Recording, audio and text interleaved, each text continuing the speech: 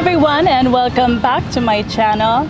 So 2020 is the 499th anniversary of the arrival of Christianity here in the Philippines, and today I'll be taking you on a tour to some of the most famous historical sites in Cebu City. But before we do that, let's do some research. March 16, 1521, when Philippines was discovered by Magellan. They were sailing day and night across the big ocean until they saw a small Limasawa Island. Magellan landed in Limasawa. Kinsa man ka?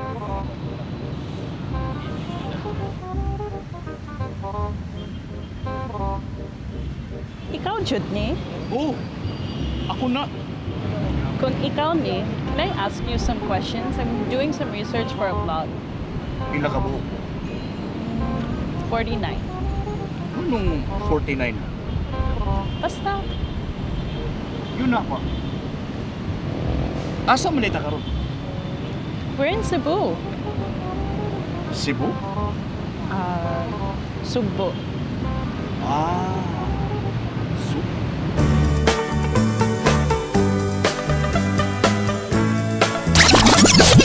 Unang pangutana, sir. What was your family like? Ilado ang akong pamilya sa among lungsod. Minor nobility. Nahimong mayor ang akong papa dito sa among lugar. Asa di ay mga party sa Portugal, sir? Natao ko sa Sabrosa sa Portugal. Bahay ni dito sa Portugal nga gitawag og Tras os Montes o Behind the Mountains. Nindot kaayo ang scenery dito. Dunay kabukiran. Unya mulatasad siya sa Douro River. Ang among kinaham dito nga mga pagkaon mao ang wine ug cheese. Ganahan kayo ka dito. Wow, mga to nyata, sir. Ug hatagan tag higayon, mga tota. So, dito sa imong probinsya, sir, nagkaton kag farming? Not really. Remember nga dito na ko gipapuyo sa Portugal. Nahimo kong page boy ni Queen Eleanor, asawa ni King John II nga maoy hari sa Portugal atong panahon na. So, familiar kayo ka sa royal family, sir, kay dito man kaning dako sa ilang palasyo. Daghan tingali kag nihabaw ang secrets nila, sir. Is that a question? No, and you can't ask me questions. Well, mao na, you won't even hear something or know about their secrets. Sige, let's go for a stroll. Tara. Moving on, since ang imong family wala man nagpuyo tuol sa dagat, how did you become a mariner? Taga-probinsya ng akong pamilya. Remember, dito ba ako puyo sa Lisbon, kay page boy ko sa Rayna. Doon sa Atlantic Ocean ang Lisbon ug usa sa mga pinaka-importante nga syudad sa Europe. Tungod kay ang Portugal mao'y nag-una sa pag-explore sa New World ug sa Asia. Interesting yun tingali ang paghitabo sa Royal Palace ni atong time. That doesn't sound like a question, but yes, swerte kayo kung nag-serve ko sa royal family dito sa Portugal. Ang Riviera Palace nga ilang gipuy-an nagtampo gid sa Tagus River nga tapad sa palasyo kay doon na sa shipyard.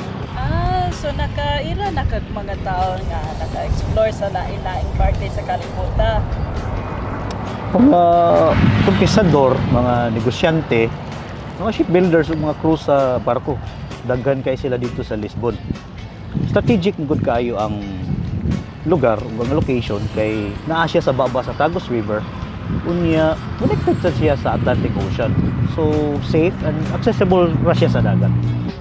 So dito na gyud kag sugod og daydream nga mahimong explorer. Yes, definitely.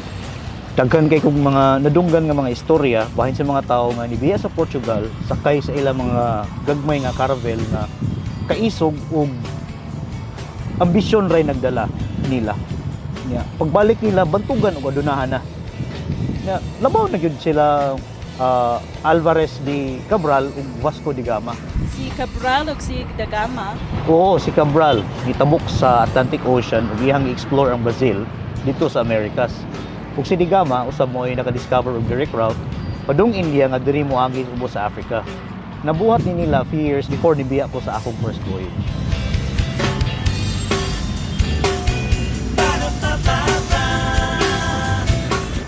Where did you go on your first voyage? India. 25 years old ko atong higayuna. Sa diyang gisugtan ko sa hari sa Portugal nga si Manuel I. Kuyog ko sa mission ni Francisco de Almeida. Nakato ko sa Goa, Cochin ug Quilon. Nasabdan gani ko kay doon ay mga ginagmay nga gubat nga akong nasalmutan. Parang na kay Lim, sir. Dili, I got this in Morocco. Later na ni siya after sa akong expedition sa Malacca. Diba, dito ka na ibang ilalo sa Malacca, sir? Yes, turning point ditong sa Malacca. Ang akong cousin o close friend nga si Francisco Sirao, uban nako sa ato nga mission. I discovered na there was a plot to ambush our troops. Then, akong gi-alert ang among kapitan nga si Diego de Siqueira. Nibiya dayon ni.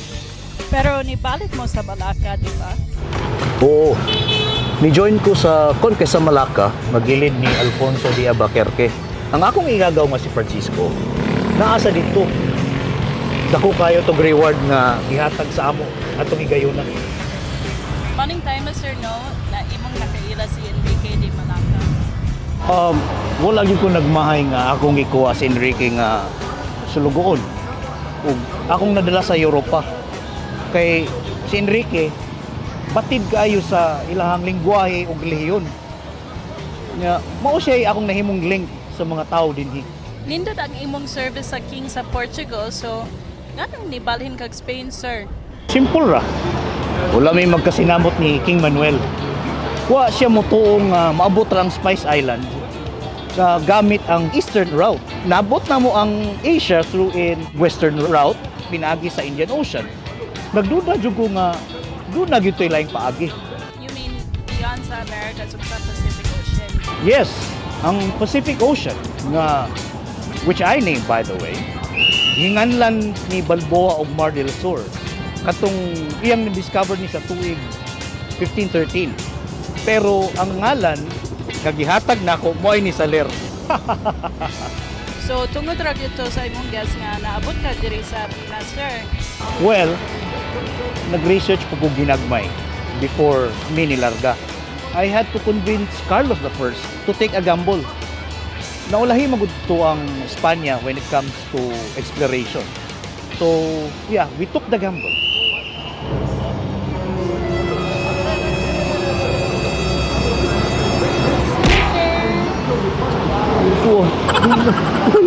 You did research?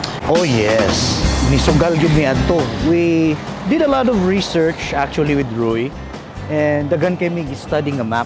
We had to know unsay naa sa pikas sa Mar del Sur.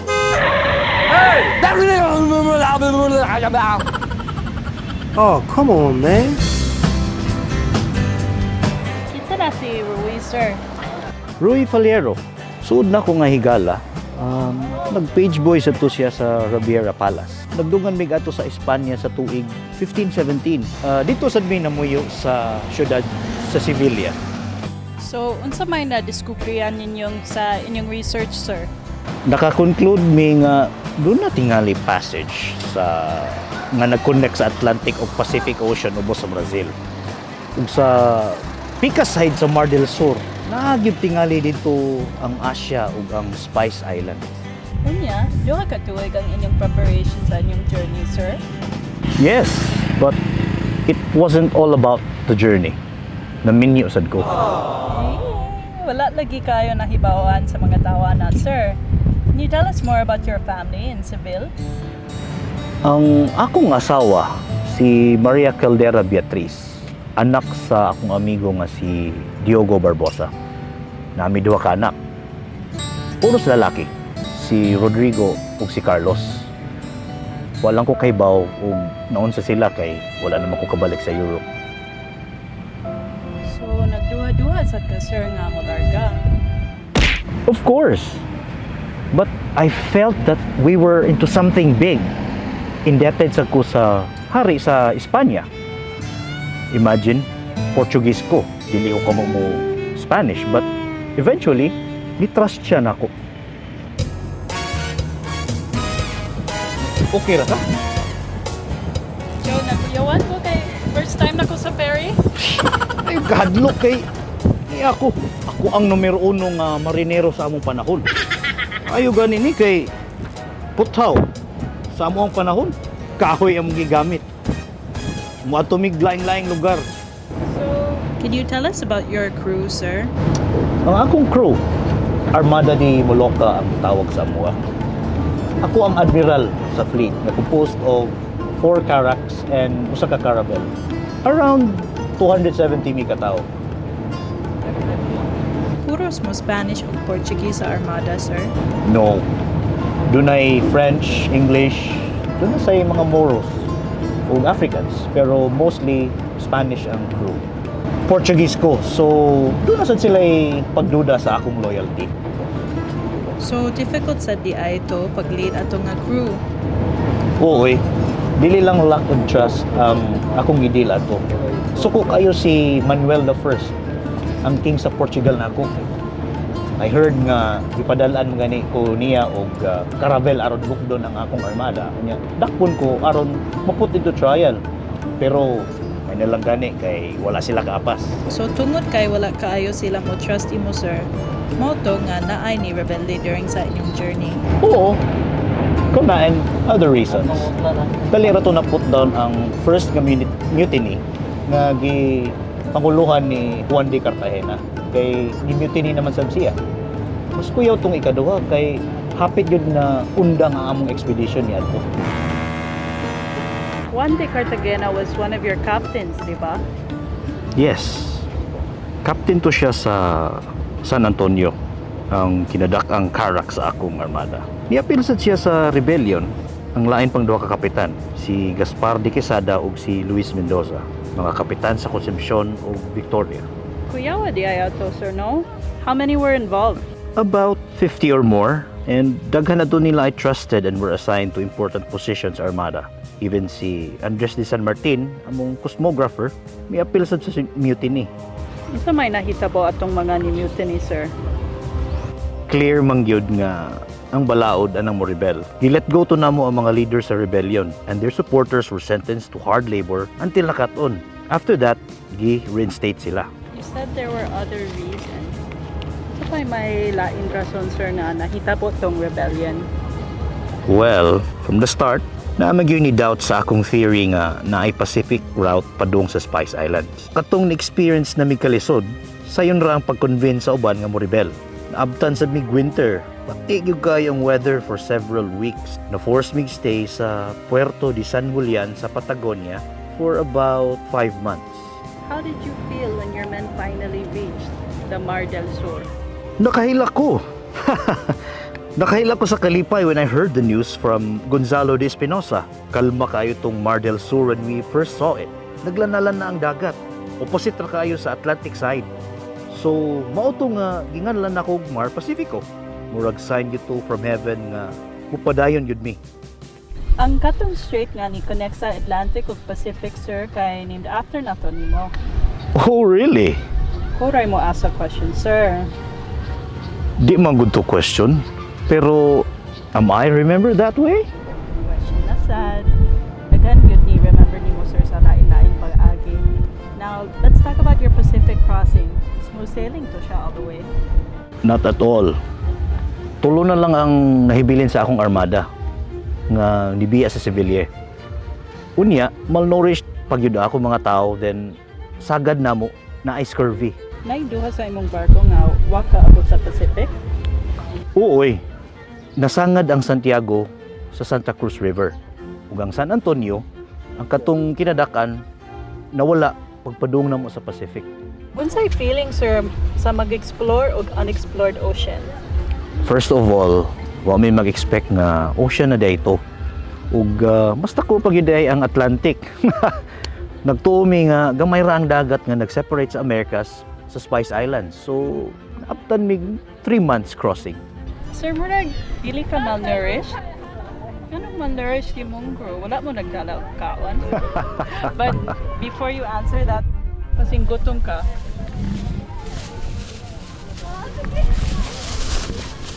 So, I'll eat this, right?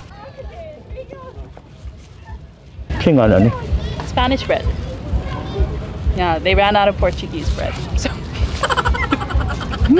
Kami ha. Dali lang na daot among food sa klima sa Pacific Ocean kay init.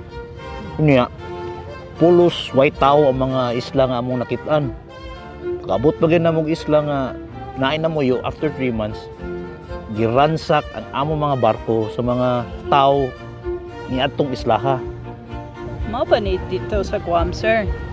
Ambot say nga na itong lugar nga gitawag na mo Isla de Ladrones kay daghang kay mga kawatang namuyo dito. Unsay nahitabo after ato, sir? Nilawig pumig mga tulo ka semana usa mi nakakitag lain nga dagkong isla. Munya naasay mga silingang isla. Dito mi nidunggo sa usa ka gamay nga isla duol kay way nagpuyo nya nahadlok sad mi nga atakihon na sad. Gamay ra tong isla pero naay supply sa pagkaon. Mipahulay mi dito og biyahe og balik. When kid mo nakamit og mga tao diri sa among island, sir?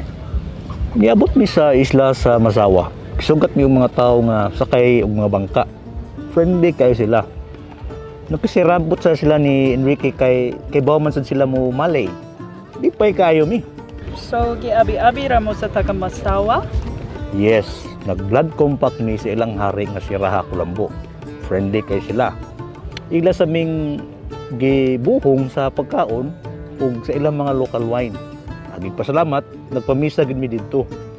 Didto sad mi naka-realize na basig naagi plano ang Ginoo nga kami ang magdala og ebanghelyo sa mga tao didto. Akong ginganlan og Islas de San Lazaro katong mga islaha. Nganong naabot man sad mo diri sa Cebu, sir? I know, no questions, pero sayop ang imong paglitok. Ikiyugan mi nila ni Raha Kulambo dire kay ilaming gipaila-ila ni Raha Humabon ang hari dire. Dako ang gingharian sa Subo ug progressive siya nga port. Unsa may imong impression sa mga taga Zubo, sir? Friendly kayo, pareha sa taga Mazawa. Nahimong suod na amigo nako si Raha Humabon. Maayong mortatar ang mga taga Subo. Si Antonio Pigafetta ang akong loyal nga chronicler, daghan kayog nasulat bahin sa mga taga diri.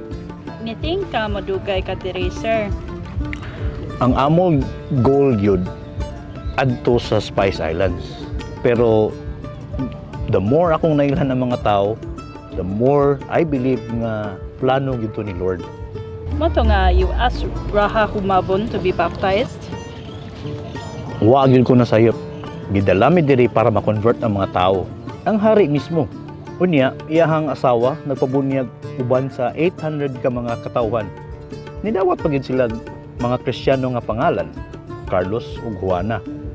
Tinuod yun nga conquest. Maayo ra yung nagdala kog mga imahe sa Kristiyano nga akong gihatag nga gift nila. Sir, is it okay if we go somewhere else to talk about something that maybe a little sensitive? Pasakyon ko nimo aning metal nga karwahe? Naway kabayo? Unsay nga na ni? Brand, pero ako lagi mo ask a question. Pwede ni siya magamit for conquest. Inside, right here. Let's go over.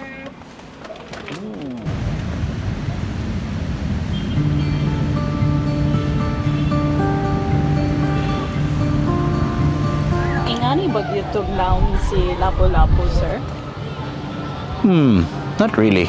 Di to siya taas kayo. Wa man sad ko makaduol gud niya. Pero isog ito siya. Isog yun kayo mga warrior sa Mactang. Isog og kusgan. Nganong nag-away man sad mo atong Lapu-Lapu, sir? Kontra man gud sila ni Carlos. Raha Humabon. Akong favor to niya nga moatake sa Mactan. Sukli sa ilang kaayo namo. Ako sa tong suporta sa usa ka Kristiyano nga hari dinhi.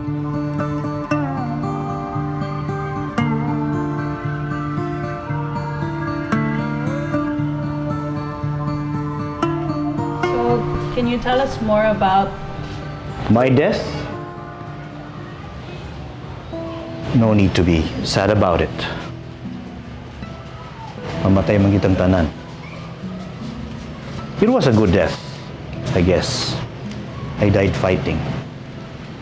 And maayo lang ito sila nga mga warriors. wala kay regrets ato, sir? If na ako'y regret, kanang careless lang gid kayo mi. Imagine there were only 49 of us against 1,000 warriors, I guess. Salig kayo mi nga doon na mi mga kanyon ug ang among armadora. But history na to.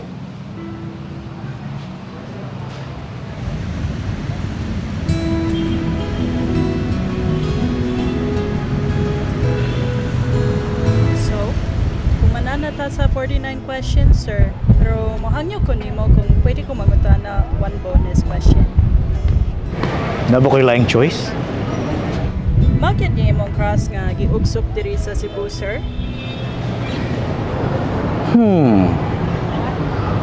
Maglisod ko og tel. Ingon diri sa marker, sir, imo ka kuno. Magellan. For now, Magalhanes akong pangan. Murag in English, I guess things have changed. That kind of yun ang nausap, sir, pero people still remember you. Ah, that's good to know.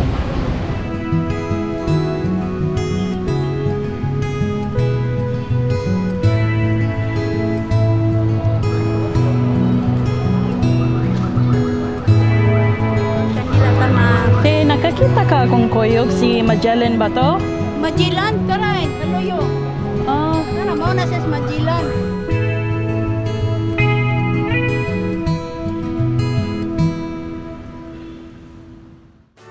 When Magellan was hit on his neck, he stumbled down and cried and cried. Oh, mother, mother, I am sick. Call the doctor very quick. Doctor, doctor, shall I die? Tell my mama do not. so that ends my vlog, 49 questions with Magellan. Thanks everyone for watching and see you next time. Cry. That's the end of Magellan in the island of Mactan long time ago, ladies and gentlemen.